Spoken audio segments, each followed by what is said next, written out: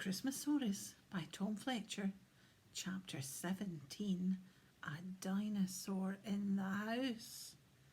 The Christmasaurus landed with a crash in the fireplace. Luckily the fire hadn't been lit, because Mr. Trundle knew that you should never light your fire on Christmas Eve. The dinosaur got to his feet and stepped out into William's empty living room. The Christmasaurus had never been in a room like this before. He'd only ever known the large, oversized, magical rooms of the North Pole Ranch, and they were far grander than this wonky little room. But there was something he instantly liked about it, something he felt cosy, warm, happy. He could sense that the people who lived here were full of love. But there wasn't time to look around. He was desperate to see Stuffy one last time. He had to find his toys, say goodbye, and get back up to the sleigh before Santa caught him. He was being very naughty. His dinosaur eyes scanned the room, searching for any sign of the spotty wrapping paper or the shiny red ribbon. But there was nothing. There was a small Christmas tree about the size of an elf. He'd never seen one so tiny before, which had a scattering of small presents underneath them. But none of them were Stuffy. Santa must have put it in William's room. The Christmasaurus knew that Santa did that sometimes, so he tiptoed out of the living room, sniffing the beige patterned carpet, following the scent of Santa, who smelled like fresh mint chocolate and tangerines. The door to the next room was slightly ajar, and through the crack the Christmasaurus could just make out the shape of a small bed. Sitting in a sliver of moonbeam in the bedroom floor was the beautifully wrapped dinosaur-shaped present for which he was searching. He slipped inside William's bedroom, but paused for a moment to take in all the wonderful dinosaur pictures and toys and books and posters and wallpaper. He'd never seen so much dinosaur stuff before. It was Dina-awesome. As his eyes circled the room, they came back to Stuffy, perfectly wrapped on the bedroom floor. See? He crept across the room as carefully as he could until he was face to face with where the stuffed dinosaur's nose would be. Through a small slit in the wrapping paper, he could just make out the soft glow of the toy's golden button eyes staring out. The Christmasaurus took a deep breath. This was it. This was goodbye. Goodbye to the first and only dinosaur friend he'd ever had. He gave it a crumpled hug through the wrapping paper, and over its cuddly shoulder he saw William lying snugly asleep in his bed.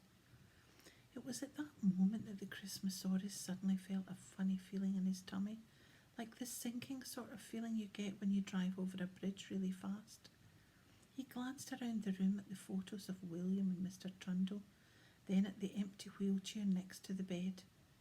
He huffed a deep sigh through his nostrils and then straightened up the present so it looked as close to elf perfect as possible. It was time to let Stuffy go. That's when he heard it. Flush, stomp, stomp.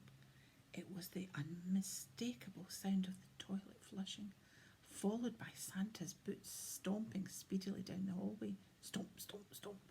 He was marching faster, and the Christmasaurus saw his jolly round shadow pass William's bedroom door. Santa was already in the living room. "Ooh, a carrot, my favourite," he heard Santa whisper before crunching into the treat. The Christmasaurus panicked. If he didn't make it back up on the roof before Santa, then he would be left behind. He turned clumsily on the spot, and with a thud his long tail swung round behind him, knocking off every book on William's bookshelf. All books about dinosaurs, of course. Then he took a great leap towards the door, but his clunky dinosaur claws got caught in Stuffy's wrapping ribbon, and the Christmasaurus went tumble-bumbling across to the other side of the bedroom, smash-whacking into the wardrobe. As you can imagine, this made such a clatter that William woke up in an instant. "What's going on?" he said through a yawn, rubbing his sleepy eyes open. As the room came into focus, William saw a large spotty present sitting beyond the foot of his bed, hand tied with a red ribbon. But the ribbon had come undone. His eyes followed the loose red ribbon along the floor until it reached a large scaly foot. The ribbon was caught round Christmasaurus' claw, all tangled in knots. Before William could blink, before he could scream, before he could think, before he could even do anything whatsoever, the Christmasaurus bolted out of the room at 100 miles an hour, dragging the present behind him. William scrambled out of bed into his waiting wheelchair and chased after them. The Christmasaurus burst into the small, cosy living room just in time to see Santa's big black boots disappear magically up the chimney. He roared a panicked roar and dived towards the fireplace, trampling over presents and tripping over the miniature Christmas tree, in the process sending decorations flying through the air and scattering over the floor. But that didn't stop the Christmasaurus. He crawled into the fireplace and looked up the chimney, which now seemed far too small for even an elf to get through. He tried desperately to jump and climb and claw his way up it, but it was no use. Santa's magic had worn off, and the chimney flue had deflated back to its normal size.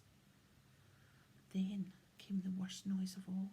The clopping of hooves, accompanied by the soft Christmas music, echoed down the chimney, and then all of a sudden seemed to disappear completely.